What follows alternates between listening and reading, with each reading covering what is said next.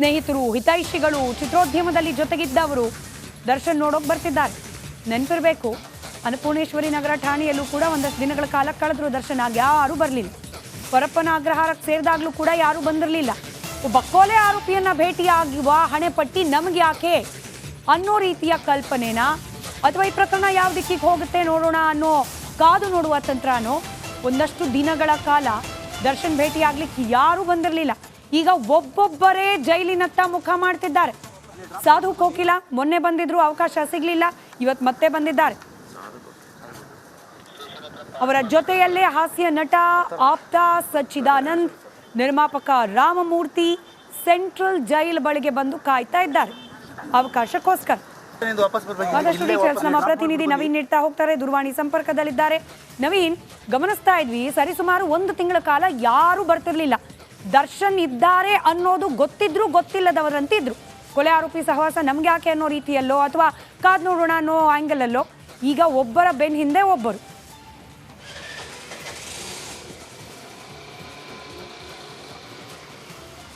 ಸ್ಮಿತಾ, ಇವತ್ತು ಪರಪ್ಪನಗ್ರಹಾರ ಜೈಲಿಗೆ ಕಳೆದ 2 ದಿನಗಳ ಹಿಂದೆ ದರ್ಶನ್ ಭೇಟಿಗೆ ಅಂತ ಬಂದಿರುವ ಸಾಧು ಕೋಕಿಲ ಇರುವಂಥದ್ದು, ಜೊತೆಗೆ ರಾಮಮೂರ್ತಿ ಸೇರಿದಂತೆ ಬಿಜೆಪಿಯ ಸಚ್ಚಿದಾನಂದ್ ಕೂಡ ಜೈಲಿನಲ್ಲಿ ಭೇಟಿಗೆ ಬಂದಿದ್ದಾರೆ. ಆದರೆ ಈಗಾಗಲೇ ದರ್ಶನ್ ಪತ್ನಿ ವಿಜಯಲಕ್ಷ್ಮಿ ಅವರು ಸೋಮವಾರ ಒಂದು ಭೇಟಿಯನ್ನು ಮಾಡಿ ಹೋಗಿರುವ ಹಿನ್ನೆಲೆಯಲ್ಲಿ 2ನೇ ಭೇಟಿಗೆ ಇವತ್ತು ಮತ್ತೆ ಬಂದಿರೋದನ್ನು ನೋಡಿದ್ರೆ ಪ್ರತ್ಯೇಕವಾದ ಭೇಟಿ ಬಹುತೇಕ ಡೌಟ್ ಅಂತ ಹೇಳಲಾಗ್ತಿದೆ. ಯಾಕಂತ ಹೇಳಿದ್ರೆ ಪತ್ನಿ ವಿಜಯಲಕ್ಷ್ಮಿ ಅವರು ಮತ್ತೆ ಮಧ್ಯಾಹ್ನ ಏನಾದರೂ ಬಂದರೆ ಇವ್ರನ್ನ ಈಗಾಗಲೇ ಬಿಡೋದ್ರಿಂದಾಗಿ ಪತ್ನಿಗೆ ಅವಕಾಶ ಸಿಗೋದಿಲ್ಲ. ಈ ನಿಟ್ಟಿನಲ್ಲಿ ಜೈಲಿನ ಚೆಕ್ ಪೋಸ್ಟ್ ಮೂಲಕ ಒಳಗಡೆ ಹೋಗಿರುವಂತಹ ಈ ಮೂವರು ಏನು ಅಂದರೆ ಸಾಧು ಕೋಕಿಲ, ಸಚ್ಚಿದಾನಂದ ಮತ್ತು ರಾಮಮೂರ್ತಿ ಅವರು 3 ಜನ ಕೂಡ ಪತ್ನಿ ವಿಜಯಲಕ್ಷ್ಮಿ ಬರೋದನ್ನು ಕಾಯ್ತಾ ಇರ್ಬೋದು ಅಂತ ಹೇಳಲಾಗ್ತಿದೆ. ಯಾಕಂತ ಹೇಳಿದ್ರೆ ಮಧ್ಯಾಹ್ನದ ಹೊತ್ತಿಗೆ ಏನಾದರೂ ದರ್ಶನ್ ಪತ್ನಿ ವಿಜಯಲಕ್ಷ್ಮಿ ಬಂದರೆ ಅವರು ಜೈಲಿನಲ್ಲಿ ಭೇಟಿಯಾಗಿ ಏನು ದರ್ಶನ್ ಜೊತೆ ಮಾತುಕತೆ ನಡೆಸ್ತಾರೆ. ಆ ಒಂದು ಸಂದರ್ಭದಲ್ಲಿ ಇವರು 3 ಜನ ಒಟ್ಟಿಗೆ ಹೋಗೋದಕ್ಕೆ ಈಗಾಗಲೇ ಏನು ಜೈಲಿನ ಒಳಗಡೆ ಹೋಗಿದ್ದಾರೆ.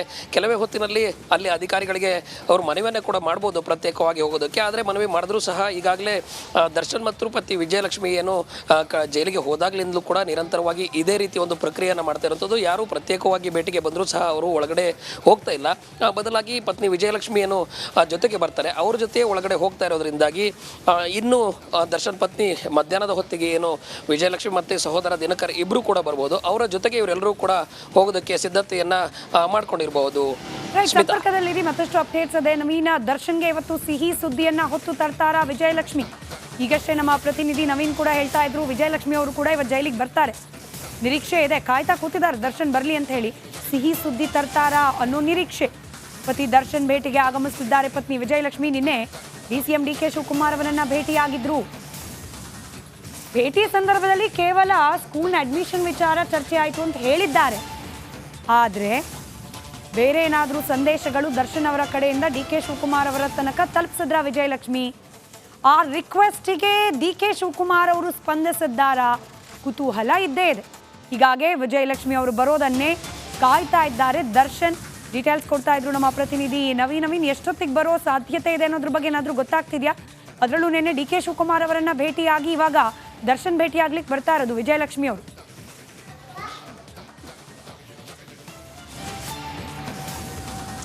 ಸ್ಮಿತಾ, ಇವತ್ತಿನ ದರ್ಶನ್ ಹಾಗೂ ವಿಜಯಲಕ್ಷ್ಮಿಯ ಭೇಟಿ ಏನಿದೆ ಇದು ಸಾಕಷ್ಟು ಒಂದು ರೀತಿಯ ಕುತೂಹಲ ಕೆರಳಿಸಿರುವಂಥದ್ದು. ಯಾಕಂತ ಹೇಳಿದ್ರೆ ಇಷ್ಟು ದಿನದ ದರ್ಶನ್ ಭೇಟಿಯ ಸಂದರ್ಭದಲ್ಲೂ ಕೂಡ ಏನು ಪ್ರತಿದಿನ ಒಂದಷ್ಟು ವಕೀಲರ ಭೇಟಿ, ಕಾನೂನು ಹೋರಾಟ, ಈ ಒಂದು ವಿಚಾರದಲ್ಲಿ ದರ್ಶನ್ ಜೊತೆ ಮಾತುಕತೆ ನಡೆಸಿದಂತಹ ಪತ್ನಿ ವಿಜಯಲಕ್ಷ್ಮಿ ನಿನ್ನೆ ಏನು ಡಿ ಕೆ ಶಿವಕುಮಾರನ್ನ ಭೇಟಿಯಾಗಿದ್ರು.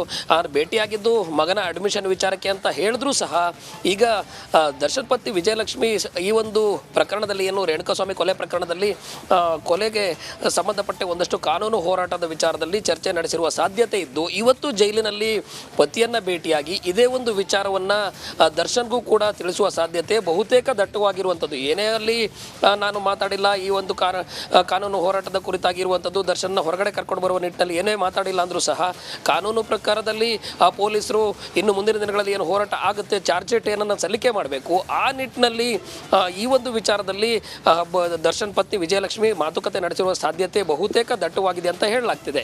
ಇವತ್ತು ಭೇಟಿಗೆ ಮಧ್ಯಾಹ್ನ 3 ಗಂಟೆ ಸುಮಾರಿಗೆ ದರ್ಶನ್ ಪತ್ನಿ ವಿಜಯಲಕ್ಷ್ಮಿ ಜೈಲಿನಲ್ಲಿ ಭೇಟಿಗೆ ಬರೋ ಸಾಧ್ಯತೆ ಇರುವ ಹಿನ್ನೆಲೆಯಲ್ಲಿ ಈಗಾಗಲೇ ಜೈಲು ಪೊಲೀಸರು ಸಹ ಅಲ್ಲಿ ಒಳಗಡೆ ಈಗಾಗಲೇ ಭೇಟಿಗೆ ಬಂದಿರುವ ಮೂವರನ್ನು ಕೂಡ ವೆಯ್ಟ್ ಮಾಡಿ ಅಂತ ಏನು ಹೇಳಿದ್ದಾರೆ ಅಂತ ಹೇಳಲಾಗ್ತಿದೆ. ಇದನ್ನು ನೋಡ್ತಾ ಇದ್ರೆ ಇವತ್ತು ದರ್ಶನ್ ಪತ್ನಿ ವಿಜಯಲಕ್ಷ್ಮಿ ಮಧ್ಯಾಹ್ನ 3 ಗಂಟೆ ಸುಮಾರಿಗೆ ಮನೆಯವರ ಜೊತೆ ಅಂತಂದರೆ ಸಹೋದರ ದಿನಕರ ತೂಗುದೀಪ್ ಮತ್ತು ಅವರ ಮನೆಯವರ ಜೊತೆಗೆ ಬಂದು ಇವತ್ತು ಭೇಟಿ ಮಾಡಿ ಈ ಒಂದು DK ಶಿವಕುಮಾರನ್ನ ಭೇಟಿ ಮಾಡಿರುವಂತಿರುವಂಥದ್ದು, ಜೊತೆಗೆ ವಕೀಲರ ಜೊತೆ ಒಂದಷ್ಟು ಕಾನೂನು ಪ್ರಕ್ರಿಯೆಗೆ ಸಂಬಂಧಪಟ್ಟಂತೆ ಮುಂದಿನ ಹೋರಾಟದ ಕುರಿತು ಏನು ಚರ್ಚೆ ಮಾಡಬೇಕು ಆ ಎಲ್ಲ ನಿಟ್ಟಿನಲ್ಲಿಯೂ ಕೂಡ ಇವತ್ತು ದರ್ಶನ್ಗೆ ಒಂದಷ್ಟು ಮಾಹಿತಿಯನ್ನು ಜೈಲಿನಲ್ಲಿ ತಿಳಿಸುವ ಸಾಧ್ಯತೆ ಇರುವ ಹಿನ್ನೆಲೆಯಲ್ಲಿ ಇಷ್ಟು ದಿನದ ಭೇಟಿಗೂ ಸಹ ಇವತ್ತು ಭೇಟಿ ಆಗ್ತಿರುವಂಥ ಪತ್ನಿ ವಿಜಯಲಕ್ಷ್ಮಿ ಒಂದಷ್ಟು ಬೇರೆ ಬೇರೆ ಹೊಸ ಸುದ್ದಿಗಳನ್ನು ಹೊತ್ತು ದರ್ಶನ್ಗೆ ಇವತ್ತು ಜೈಲಲ್ಲಿ ಸಿಹಿ ಸುದ್ದಿಯನ್ನು ಏನಾದರೂ ಕೊಡ್ತಾರ ಅನ್ನೋದು ಕೂಡ ದಟ್ಟವಾಗಿರುವಂಥದ್ದು. ಧನ್ಯವಾದ ನವೀನ್ ಮಾಹಿತಿಗಾಗಿ. ಸಾಮಾನ್ಯವಾಗಿ ಜೈಲಿಗೆ ಹೋದವರು ಆಸ್ಪತ್ರೆಗೆ ಹೋದವರು ವಾಪಸ್ ಹೊರಡೋ ಸಂದರ್ಭದಲ್ಲಿ ಮತ್ತೆ ಬರ್ತೀನಿ ಅಂತ ಹೇಳಬಾರ್ದಂತೆ. ದರ್ಶನ್ 2011ರಲ್ಲಿ ಪತ್ನಿಗೆ ಹೊಡೆದು ಜೈಲು ಪಾಲಾದ ಸಂದರ್ಭದಲ್ಲಿ ಮತ್ತೆ ಬರ್ತೀನಿ ಅಂತ ಹೇಳಿದ್ರು ಅಂತ ಹೇಳಿ ಆಗ ಜೈಲಾಧಿಕಾರಿ ಆಗಿದ್ದವರೊಬ್ರು ರಿಪಬ್ಲಿಕ್ ಕನ್ನಡದ ಜೊತೆಯಲ್ಲಿ ಎಕ್ಸ್ಕ್ಲೂಸಿವ್ ಆಗಿ ಮಾತುಕತೆ ನಡೆಸಿದ್ದಾರೆ. ಮತ್ತೆ ಬರ್ತೀನಿ ಎಂದದ್ದೇ ದರ್ಶನ್ ಪಾಲಿಗೆ ಇದೀಗ ಮುಳುವಾಗ್ಬಿಡ್ತಾ ಅನ್ನೋ ಸಹಜ ಅನುಮಾನ. ಜೈಲಾಧಿಕಾರಿ ಸತೀಶ್ ರಿಪಬ್ಲಿಕ್ ಕನ್ನಡದ ಜೊತೆಯಲ್ಲಿ ಎಕ್ಸ್ಕ್ಲೂಸಿವ್ ಆಗಿ ಮಾತುಕತೆಯನ್ನ ನಡೆಸಿದ್ದಾರೆ. 2011ರಲ್ಲಿ ಜೈಲು ವಾಸವನ್ನ ಅನುಭವಿಸಿದ ದರ್ಶನ್ ಹೇಗಿದ್ರು, ದರ್ಶನ್ ಜೈಲು ಡೇಸ್ಗಳ ಆ ಸಂದರ್ಭ ಹೇಗಿತ್ತು, ಇದ್ರ ಬಗ್ಗೆ ರಿಪಬ್ಲಿಕ್ ಕನ್ನಡದ ಜೊತೆಯಲ್ಲಿ ಮಾತನಾಡಿದ್ದಾರೆ ಜೈಲಾಧಿಕಾರಿ ಸತೀಶ್. ರೇಣುಕಾಸ್ವಾಮಿ ಕೊಲೆ ಕೇಸ್ನಲ್ಲಿ ನಟ ದರ್ಶನ್ ಅವರು ಜೈಲು ಸೇರಿದ್ದಾರೆ. ಅವರು ಇದೇ ಮೊದಲ ಬಾರಿಗೆ ಜೈಲು ಪಾಲಾಗಿರಲಿಲ್ಲ. 2011ರಲ್ಲೂ ಕೂಡ ಜೈಲು ಸೇರಿದ್ರು. ಆ ಒಂದು ಸಂದರ್ಭದಲ್ಲಿ ಅವರ ನಡತೆ ಹೇಗಿತ್ತು, ಅವರಿಗೆ ಪಶ್ಚಾತ್ತಾಪ ಏನಾದರೂ ಕಾಡ್ತಿತ್ತ, ಜೈಲಿನಿಂದ ಹೋಗಬೇಕಾದ್ರೆ ಅಧಿಕಾರಿಗಳಿಗೆ ಏನು ಹೇಳಿ ಹೋದ್ರು, ಇವೆಲ್ಲ ಬಗ್ಗೆ ಮಾತಾಡೋದಕ್ಕೆ ನಮ್ಮ ಜೊತೆ 2011ರಲ್ಲಿ ಜೈಲು ಅಧಿಕಾರಿಯಾಗಿದ್ದಂಥ ಸತೀಶ್ ಅವರು ನಮ್ಮ ಜೊತೆ ಇದ್ದಾರೆ. ಅವ್ರನ್ನ ಮಾತಾಡಿಸ್ತಾ ಹೋಗ್ತೀನಿ. ಸರ್, 2011ರಲ್ಲಿ ನೀವು ಜೈಲು ಅಧಿಕಾರಿಯಾಗಿದ್ರಿ. ಆ ಒಂದು ಸಂದರ್ಭದಲ್ಲಿ ದರ್ಶನ್ ಅವರು ಕೂಡ ಪತ್ನಿಯ ಮೇಲೆ ಹಲ್ಲೆ ನಡೆಸಿದಂಥ ಕೇಸ್ನಲ್ಲಿ ಜೈಲು ಸೇರಿದ್ರು. ಅವರ ನಡತೆ ಹೇಗಿತ್ತು, ಯಾವ ರೀತಿ ನಡ್ಕೊಳ್ತಿದ್ರು ಜೈಲಿನಲ್ಲಿ? ಮೊದಲು 1-2 ದಿವಸ ಹಾಸ್ಪಿಟ್ಲಿಗೆ ಹೋಗಿ ಬಂದ ನಂತರ ಟೆನ್ಷನ್ ಇದ್ದಿದ್ದು ಕಡಿಮೆ ಆದ ನಂತರ ಓಡಾಡ್ಕೊಂಡಿರ್ತಿದ್ರು. ನಂತರ ಮೊದಲ ಭೇಟಿ ಅಂತ ಹೇಳಿದ್ರೆ ಅವರ ಶ್ರೀಮತಿ ಬಂದರು, ಮಗನೂ ಕರ್ಕೊಂಬಂದಿದ್ರು. ಇಬ್ಬರು ಒಂದು ಸ್ವಲ್ಪ ಹೊತ್ತು ಕಣ್ಣೀರು ಹಾಕಿದ್ರು. ನಂತರ ಆ್ಯಕ್ಚುಲಿ ಹೇಳಬೇಕು ಅಂದರೆ Vijayalakshmi she is A very good lady.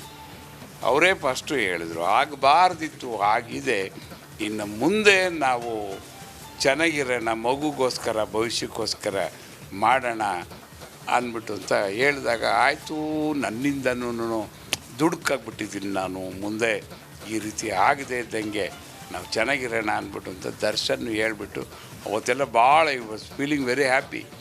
ಯಾರಿಗೆ ತೊಂದರೆ ಕೊಟ್ಟಿದ್ದೀನಿ ಅಂತ ಎಲ್ಲ ಹೇಳ್ತಿದ್ರಲ್ಲ, ಅದೇ ಹುಡುಗಿ ಪಾಪ ಬಂದು ಮಗನ್ನು ಕರ್ಕೊಂಬಂದು ಅವ್ರಿಗೆ ಸಮಾಧಾನ ಮಾಡಿದ್ರಲ್ಲ, really she is great lady.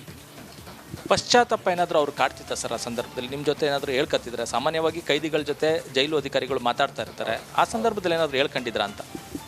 Sir, ಏನಕ್ಕೆ ಹಿಂಗೆ ಆಯಿತು ಅಂತ ಗೊತ್ತಿಲ್ಲ. 3ನೇ ವ್ಯಕ್ತಿಗಳು ಕೆಲವರೆಲ್ಲ ಏನೋ ಮಾಡಿ ಮನಸ್ಸು ಕೆಡಿಸಿ ಈ ಥರ ಎಲ್ಲ ಆಗಿರ್ತವೆ ಸರ್. ಈಗ ರಿಯಾಲಿಟಿ ಏನು ಅಂತ ಗೊತ್ತಾಗಿದೆ.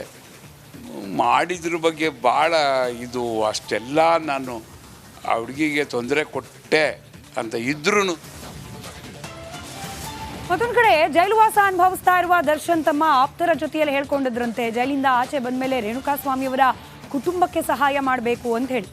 ರಿಪಬ್ಲಿಕ್ ಕನ್ನಡದ ಪ್ರತಿನಿಧಿಗಳು ರೇಣುಕಾಸ್ವಾಮಿ ಅವರ ತಂದೆಯನ್ನ ಈ ವಿಚಾರವಾಗಿ ಮಾತನಾಡಿಸಿದ್ರು.